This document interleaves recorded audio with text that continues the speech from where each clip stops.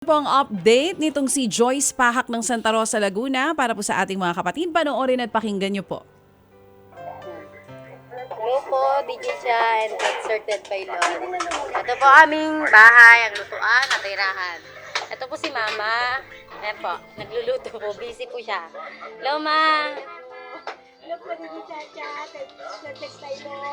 Ito po kanya, niluluto niya po yung kaldereta. Ito po aming kalan. Isang burner na dalawa. Tindahan po namin. Yan po yung bahay namin. Ito pa lang po yung naluluto namin sa ngayon. Yeah. Medyo tinanghali po ulit kami. Munggo. Ito po, munggo. Tapos, ito po yung anak ko, bunso. Ay, bunso. Ito po yung tatay ko. Yan, ano po. Kapatid ko po. Tapos ito po yung anak kong panganay. Ngayon lang po lumitaw. Naglalaro kasi sa labas. Ito po yung aming kwarto ng asawa ko at ng mga anak ko. Ito po. Opo. Napakapayak ng kanila pong kwarto. Isang kwarto lang, sila ng 4. At kita po yung kanilang pinagkakabalahan po nagsisipag para po sa kanilang kabuhayan. At ating nakita rin po si nanay at si tatay at ang kanyang mga anak at kanyang kapatid po na nag-aaral. Alright, tawagan lang natin si Joyce this morning. Joyce, good morning! Hello po, good morning po Sir Ted. Salamat. Lady Cha, good morning po. Morning. Oo, salamat Joyce ha. Oo, ikaw tumupad sa ating kasunduan at kami nagagalak na makilala ang iyong pamilya. Si Mr. mo may trabaho kahapon. Opo, kasalukuyan po siya noon na nasa trabaho. Sa tanghali po siya umuwi para po kumain. Tapos babalik po uli ng bago po mag-alauna para magtrabaho po ulit. Tapos ang uwi niya po, hapon na po. Okay, sige. So yung 2,000 piso na ibigay mo kay mama mo? Opo, Sir Ted, kanina umaga ka po kinash-out kasi wala na po makash-outan nun sa gabi dito. Kanina umaga po, kumuha po ako ng karne sa palengke. Kaya po, isinabay ko na po. Tapos, ipinalista ko na po siya sa pa-check-upan. Sige. So yung 2,000 para kay nanay yon, solo niya yon, ha? Opo, Okay, Sir Ted. sige. So nakita namin yung kabuhayan ninyo. May binabanggit ka sana yung 1,000 ibibili mo ng pandagdag sa kalan, mga kaldero. Ano bang kailangan mong gamit dyan? Ano po, si mama po kasi, nag-aano siya sa akin na pag nagsasaing po kasi kami, malit lang po yung saingan namin ng kaldero. Madalas po sa amin binibili lagi talaga kanin. Kaya gusto po sana niya, kaldero na pagsasaingan. Tsaka po, isa pa pong dagdag na kahit burner lang po sana na pagpiprituhan. Nagpiprito po kasi kami ng manok. Mabili po kasi sa amin yan sa online. Kaya po kami tinatanghali kasi yan po. Inaagaw po namin sa isang burner. Kaya ayun po. Oo nga, kasi para mas mabilis ang lutuan, dapat meron ka pang isa pang lutuan, tsaka yung gamit. Okay, sige. Meron ka bang ideya, mga magkanong kakailanganin mo kung bibili ka nitong mga pangangailangan yung dagdag na gamit sa kusina, kaldero, etc. At saka itong binabanggit mo na lutuan, mga magkanong kailangan mo?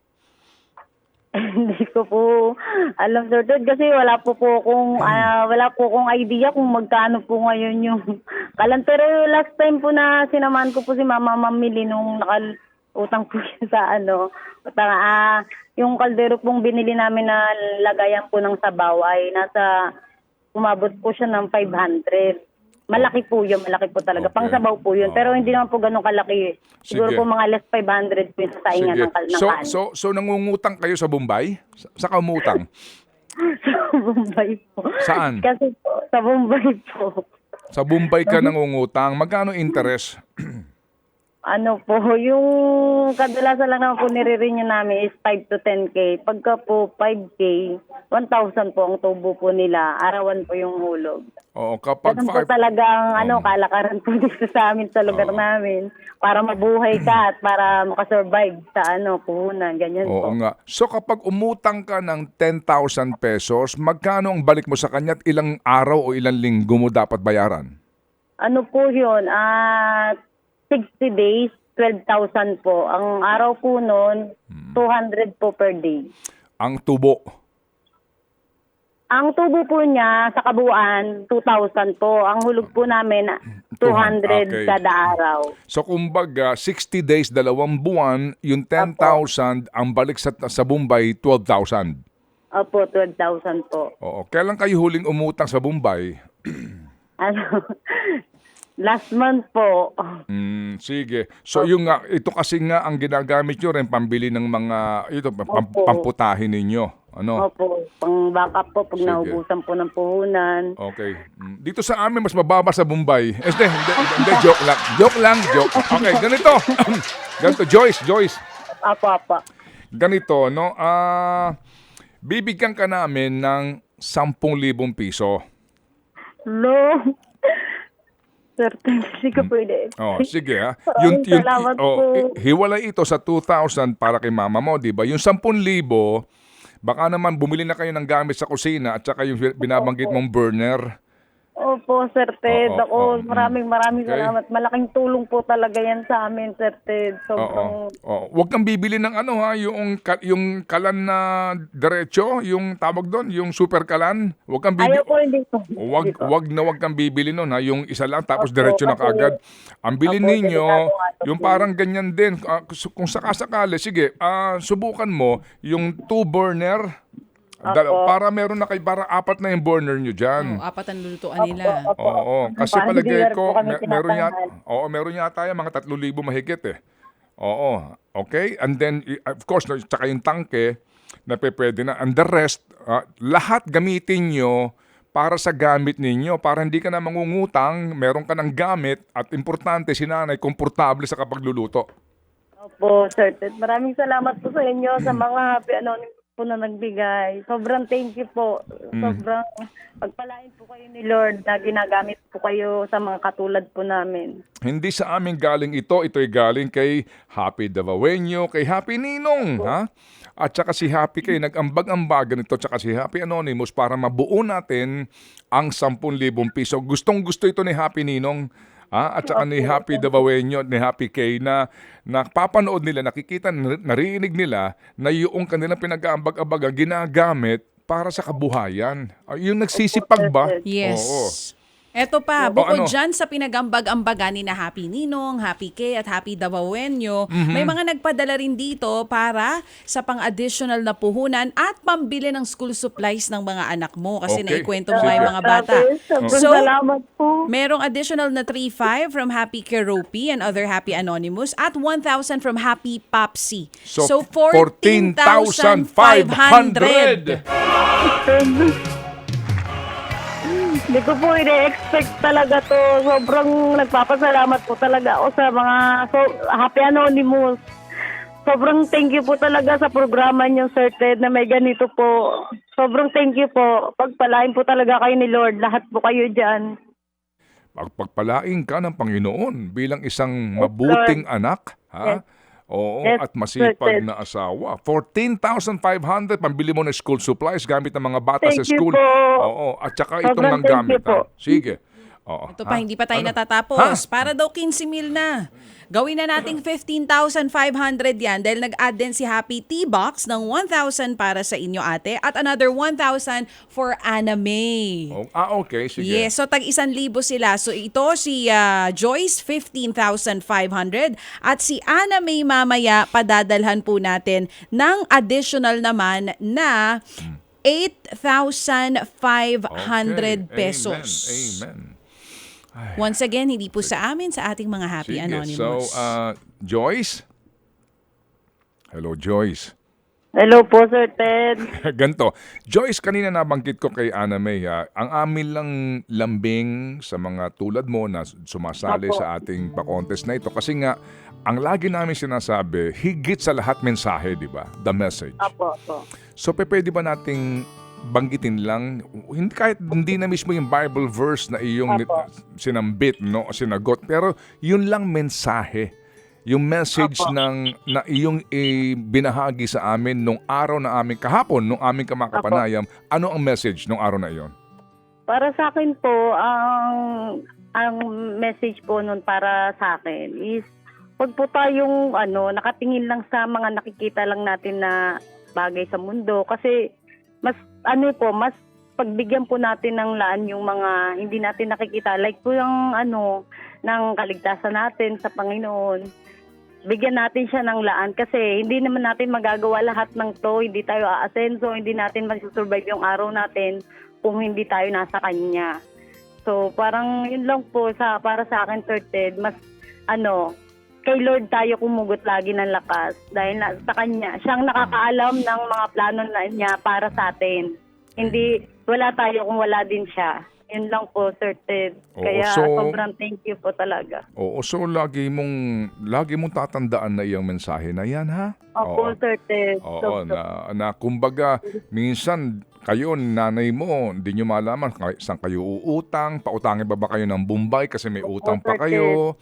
At lagi mo nga nakikita itong mga problema, pero di ba ang pinaka-importante ay yung mga, hindi mo marahil nahahawakan physically. Oo, na biyaya, pero itong biyaya ng buhay higit sa lahat na pinagkakaloob sa atin. Tama, no, ha? Oo. Opo, Sir Ted. Sobrang alam po niya ang plano niya para sa atin. Joyce! Kaya sa Kanya lang po tayo magtiwala. Yes po. Joyce, si Happy pare, sabi niya, gusto kong dagdagan niyang puhunan ng 1,000 piso pa. 16,500 na. So magkano na ito? 16,500 pesos. Oo. Happy Anonymous, sa mga Happy Anonymous po. Maraming salamat po sa inyo. Pagpalain po kayo ni Lord. Amen. Babalik niya po yan sa inyo ng sobra-sobra. Amen. Thank you Sige. po. Sige, so Joyce, 16,500 ang aming ipapadala sa iyo. At muli hihingi kami ng patunay. Gusto kong makita itong inyong bagong lutuan, mga bagong Opo, kaldero. At gusto ko rin makita yung ngiti ni nanay, kasi siya ang iyong cook eh. Ha? Joyce? Opo, Sir Ted. Oo, andyan ba si nanay? Andito po siya. Kausapin ko nga si nanay, please. Oo. Ma. Wait lang po. Ano pangalan ni nanay? Marife po. Marife. Hello po, Sir Ted. Nanay Marife, maganda umaga po. Good morning. Magandang umaga rin po sa inyo. Opo. Nanay Marife, alam niyo ho ba kung magkano ang tatanggapin yung tulong para sa inyong kabuhayan na iyan at saka sa mga apo ho ninyo? Opo, kasi naririnig po namin sa radyo. Ayan, okay. Salamat po. Maraming salamat po talaga. Kakaiba. Talagang- 16,500, nanay. Opo. Sobrang salamat po talaga na bibihira yung gano'n na. At least hindi na po kami mangungutang. Opo. Nanay, inom kayong tubig, ha? Inom kayo ng tubig. Opo. Sigurado ako, excited kayo kasi nga sabi ho ninyo, hindi na kayo mangungutang, meron na kayong puhunan. Opo. Salamat po. Ngayon po, maya-maya po, pupunta na po ako sa pa-check up. Nakalista na po ako. Amen. Babalik lang po ako. Amen. So tama po yan. Meron na kayong 2,000 pambili po ng inyong gamot, tsaka pa-check up, at meron pa ho kayong dagdag na puhunan, okay? Opo. Sige, Maraming nanay. salamat po. Nanay Marife. Po, sir. Alam nyo, gusto kong matikman ng mga luto nyo. Mukhang ang sarap eh. Yun po, ang bestseller po dito ay Bicol Express po, tsaka laing po na ginataan. Ang best seller ay Bicol Express. Bicol Express At at laing. laing. Laing. Sarap naman. Nanay, kailan pa kayo natuto magluto? Hindi ko po alam kung biglain po, na lang din po sa amin ng Lord kasi nga wala po talaga. Gusto ko pong kumita pero dahil nung mga malilit pa tong mga anak ko, gusto ko pong makatulong sa asawa ko dahil construction din po siya. Ngayon, parang nag-try lang po ako. Magluto-luto po muna nung almusal. So habang nag-aalmusal po, nagtatry po ako. Pag sa palengke, nagtatanong-tanong po ako, paano lutuin yan, ganyan-ganyan. Kasi po, Bicol po ako, ang alam ko lang talagang lutuin, ginataan. Ayun po, nadagdag na lang sa kaalaman ko po yung mga iba-iba, mga kaldereta, minudo. Ayan po. Gugutom tuloy ako eh. Kaya nga, Oo. weekend pa naman. May munggo sila kanina. Sakto sa Friday. Oo nga. Opo. O sige, so Nanay Marife, kami po'y nalulugod na kayo po'y makausap at makilala. Pagpalain po kayo sa inyo pong kasipagan at sa pagpupursigi po hanggang ngayon na maghanap buhay po ng marangal. Ha, Nanay? Opo. Maraming salamat din po sa inyo. Doon po sa mga Happy Anonymous po, buti ng mga puso po nila na talagang tumutulong kahit hindi po sila nakikilala. Opo, Nanay, meron na po akong sasabihin sa inyo, Nanay, ha? Opo. Sige po. Nanay, I love you. I love you rin po sa Ayan. inyong dalawa. Ay. Salamat po, Nanay Marife. Thank you. Okay, Joyce! Joyce to the world! Ayan. Sige, so Joyce, salamat na marami. Abangan mo ang itawag ng aming staff. And again, muli, for the end time, ikay magpasalamat ng lubos na nag-ambag-ambagan para sa inyong kabuhayan. Go ahead. Ayun po, nagpapasalamat po ako sa lahat po ng mga Happy Anonymous po na nag-ambag-ambag para po sa magiging puhunan namin at saka sa pagpapacheck up po ng nanay ko. Pagpalain po kayo ni Lord. Walang sawa po ko kung papasalamat sa inyo at hindi ko po makakalimutan itong tulong na ginawa niyo po para sa amin. At sa inyo rin po, Sir Ted and DJ Cha, na kayo po yung ginagawang tulay ni Lord para ma-connect po kami sa mga taong mabubuting puso na gustong tumulong sa katulad namin. Sobrang salamat po. Sobrang blessed po kami sa ginawa niyo po. Salamat po ng marami. Salamat din muli, Joyce. Thank you very much. Si Joyce Pahak ng Laguna. Maraming salamat po sa lahat ng mga nag-aambag. Ted Filon at DJ Chacha. Ngayon, nasa Radyo 5, 92.3 News FM. Monday to Friday, 6 to 10 a.m.